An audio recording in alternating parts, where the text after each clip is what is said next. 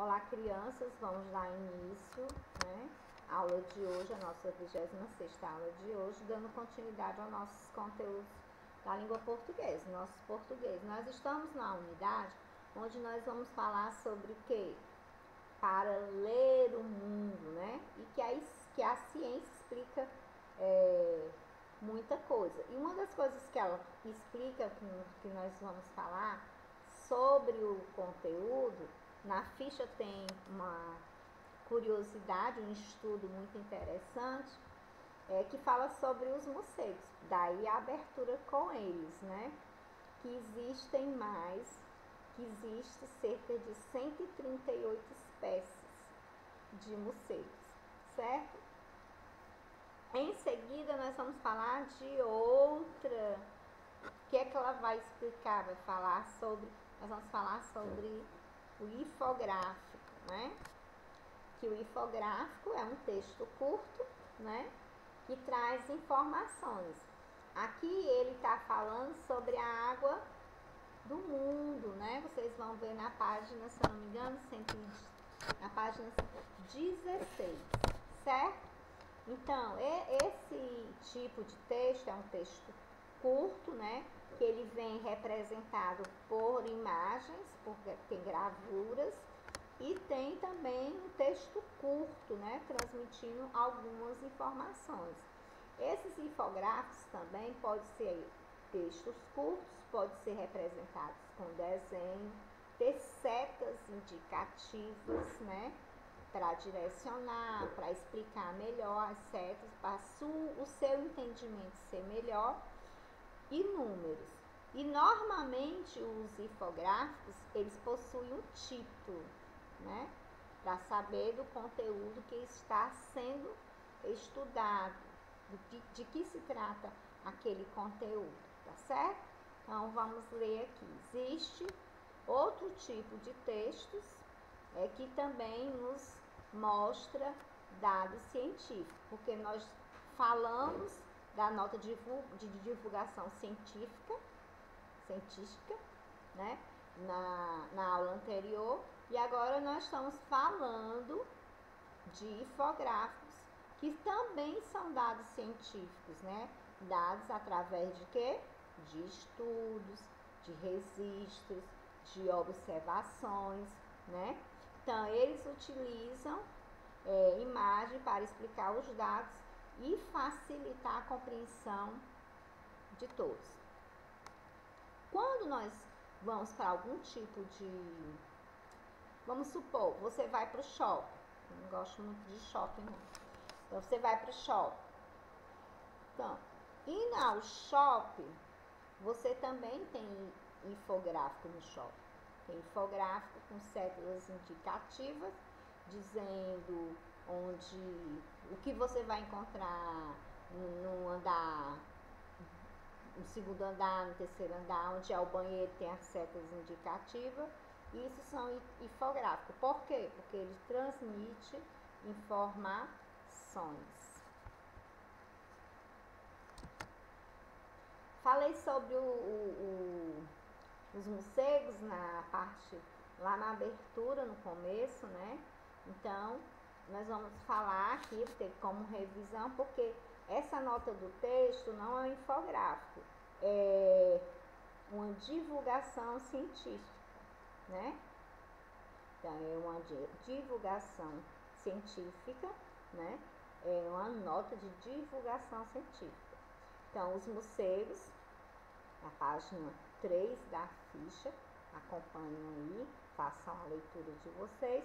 Tá falando que eles são voadores, né? Que os membros anteriores transformados deles são em asas, né? Os membros anteriores que pode ser encontrado em quase todas as regiões do planeta Terra. Mas a principal informação que tem aí é que no Brasil, né?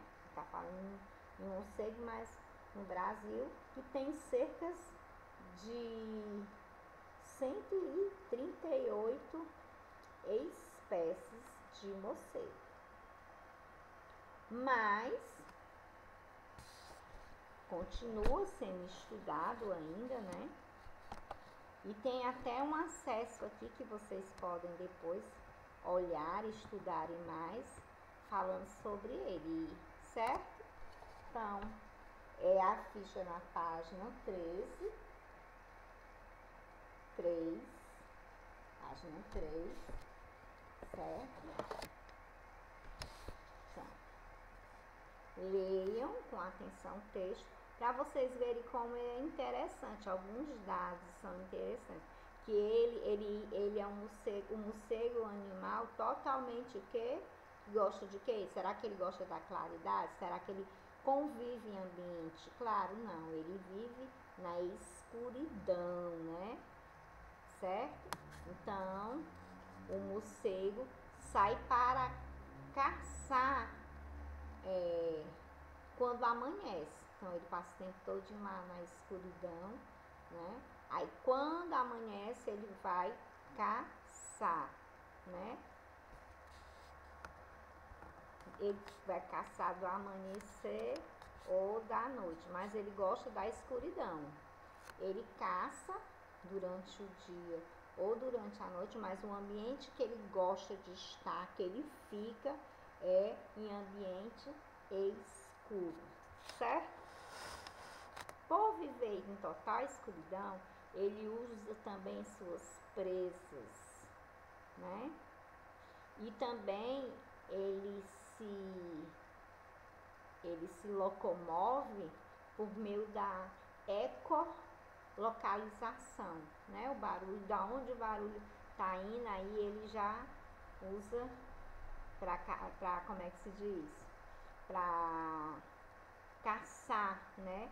O animal que está emitindo aquele som, tá? Como se estivesse chamando ele. Eles não sabem, né? Porque se eles soubessem, eles não fariam isso.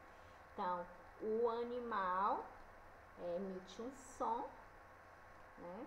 E ele vai em busca da caça dele, da presa dele, né?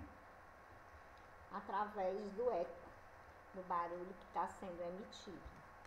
Então, leiam com atenção esse texto, tá certo? E vocês vão responder em seguida. Vamos responder qual foi o título do texto. Então, o texto é um texto que fala sobre os morcegos. Tá bem negrito, né? Aqui no livro de vocês. Vocês vão ver o texto maior com mais facilidade. Por isso que tudo que eu apresentar aqui você acompanha no seu livrinho, para você não forçar a sua vista, tá certo? Qual é o tema abordado? Tá falando sobre as características, né? E onde eles podem ser encontrados. Tá? As características falou sobre as partes anteriores dele. Falou que ele caça, né? Que ele vai em busca do seu alimento, do animal que ele vai, né? Pegar, capturar. Ele vai pelo som que é emitido. E como eu falei desde o início, ele tem cerca, aqui no Brasil, a gente está falando de Brasil, cerca de 138 espécies. Como você imagina que os pesquisadores descobriram essas espécies? Como vocês imaginam? Baseado no começo, na primeira aula, na 25ª aula, que a gente abriu, né? Teve a leitura de imagem da capa de abertura do capítulo 1, né? Dessa unidade, a unidade 3, se eu não me engano. Como que vocês imaginam que os pesquisadores descobriram? Pois nós falamos em outras páginas. Agora é a sua vez de tentar relembrar, pensar e ver, tentar entender como você imagina que os pesquisadores descobriram isso. Está dizendo você, né? Baseado nas explicações que nós já falamos sobre os pesquisadores, né, sobre os cientistas, tá certo? Então, as informações divulgadas a respeito dos morcegos para você são interessantes? E por que são interessantes? Eu já dei a minha opinião quando eu comecei a falar, mas não é interessante ouvir uma opinião. Eu gostaria que você pensasse também e tentasse entender, né, procurasse responder, né, se essas informações divulgadas com relação aos morcegos, né, a respeito dos morcegos, se são interessantes, sim ou não, e óbvio tem que dizer o porquê, né? A resposta não pode ser sim, não. Sim, porquê, e não, porquê também, certo? Então, no item da letra F, na fichinha de vocês vão ter um espaço para responder. Como essa resposta aqui, né, que a D e a E são pessoais, aí eu não coloquei espaço para tornar maior o espaço da resposta do item F.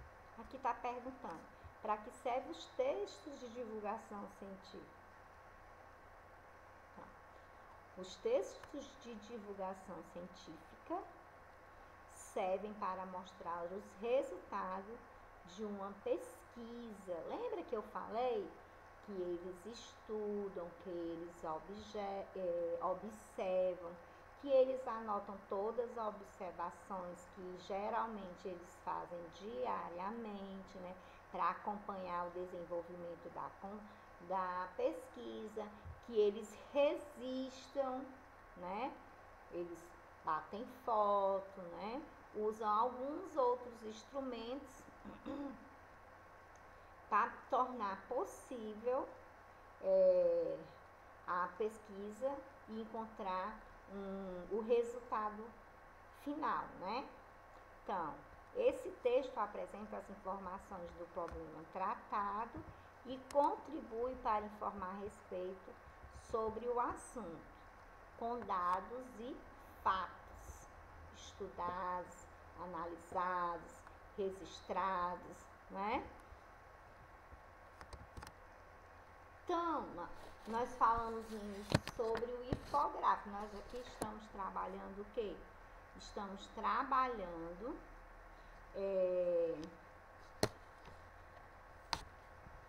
na nossa ficha e nós estamos falando sobre o infográfico, que a definição é o quê? Que é um texto que serve para transmitir informações por meios de imagens, um texto curto, né? Para não se tornar cansativo. Então, a imagem ajuda muito.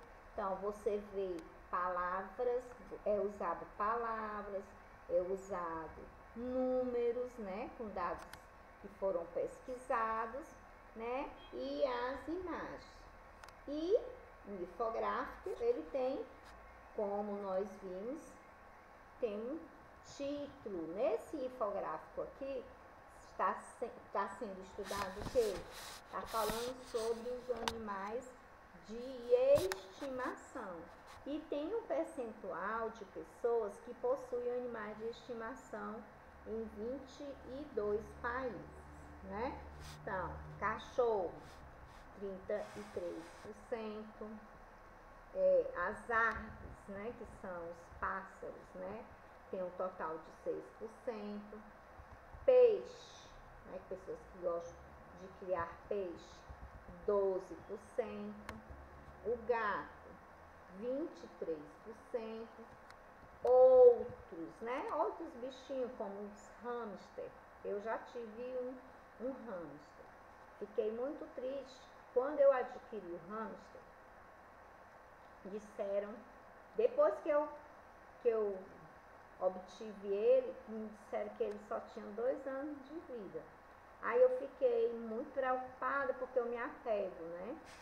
Então, o que foi que aconteceu? Ele durou 2 anos, certinho, 2 anos. Foi 2 anos que ele durou, que nós nos apegamos muito, no caso era eu e meu filho, que gostávamos dele.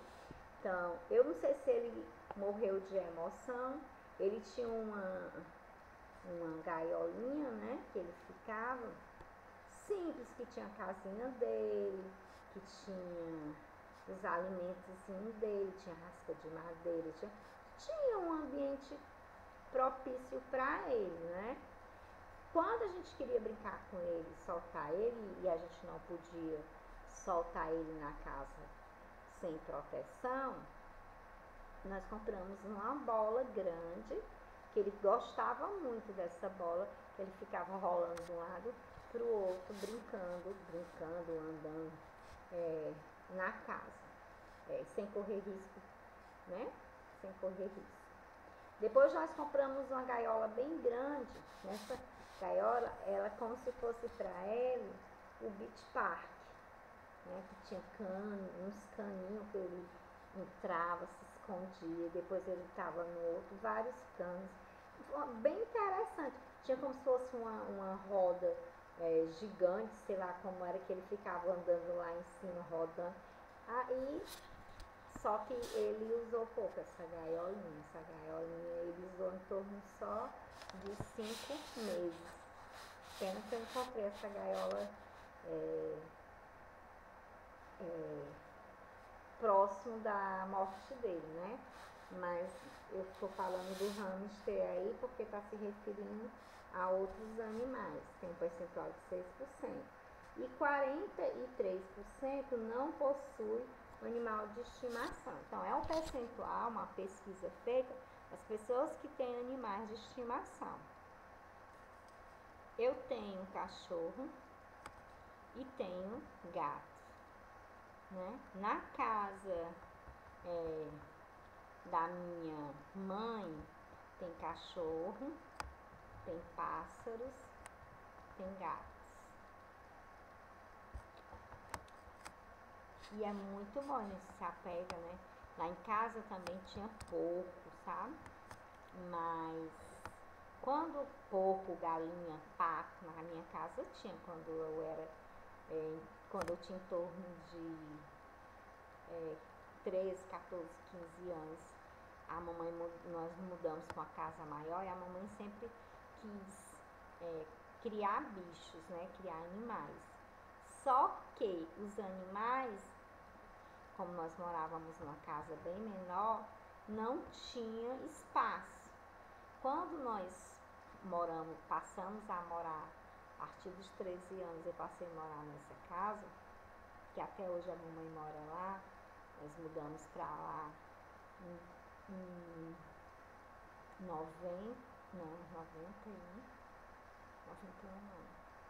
em 79, nós mudamos para lá em 79. Então, interessante, né, gente? Porque a partir daí a mamãe começou a realização do sonho dela, que era ter animais, né? E até hoje ela tem. Agora, atualmente, ela arranjou um cachorro que é tão interessante, o amor desse cachorro pela minha mãe e o dela por ele. Esse animal quem deu foi meu irmão para ela. Que o cachorro, quando a mamãe abre a porta para sair, ele já começa a emitir o sonzinho dele, né? Como se estivesse chorando, né? Muito interessante como as pessoas e os animais se apegam. Dando continuidade ao nosso capítulo de estudo, que é o capítulo 1, nós vamos entrar agora na parte de ortografia, tá certo?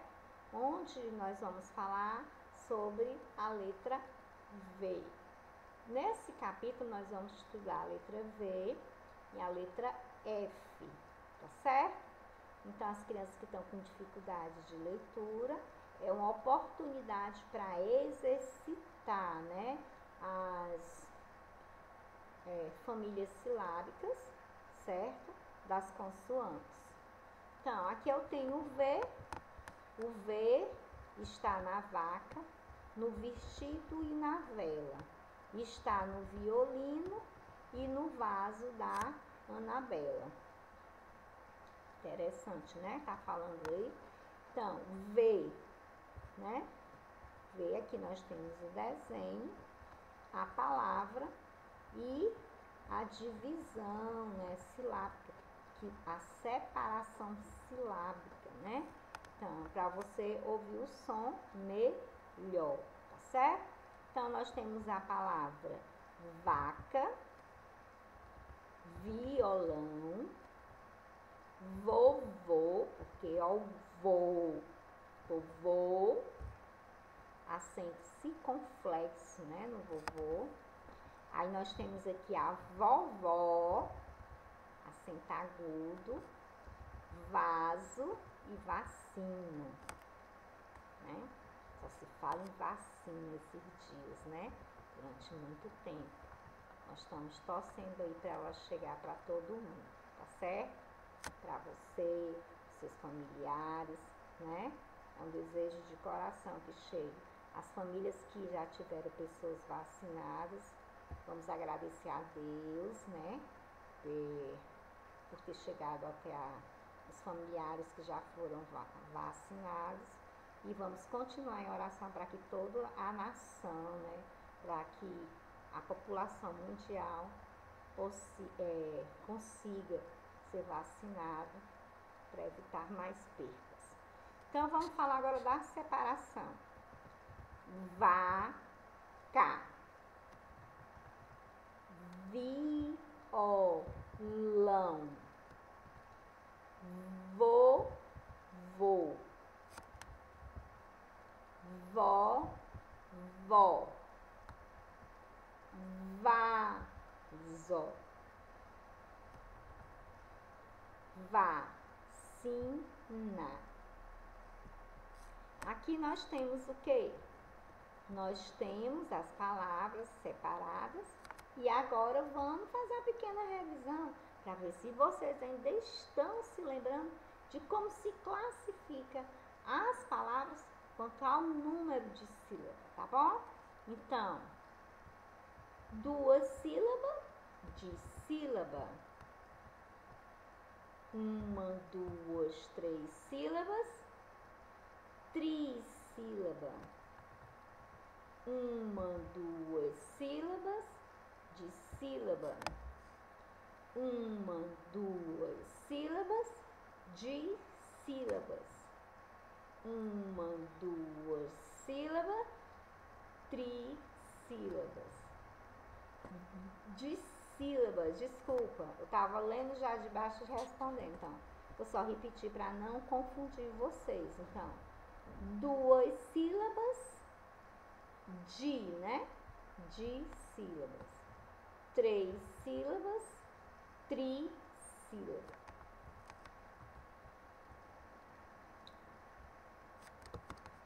Nós finalizamos a nossa 36ª aula de português.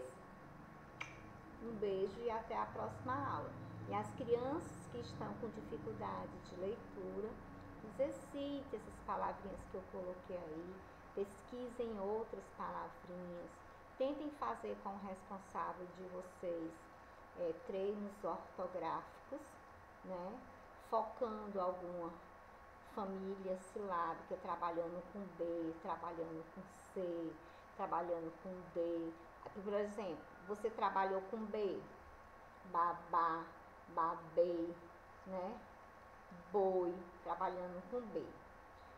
Quando for para o C, você trabalha só com o C e depois vai juntar o B com o C, porque você já sabe formar as palavras com a família do B, você estudou a família do C, então você pode juntar as duas, né, familhinhas para formar outras palavras. Tipo, bicó, eu trabalhei a família do B e trabalhei a família do C.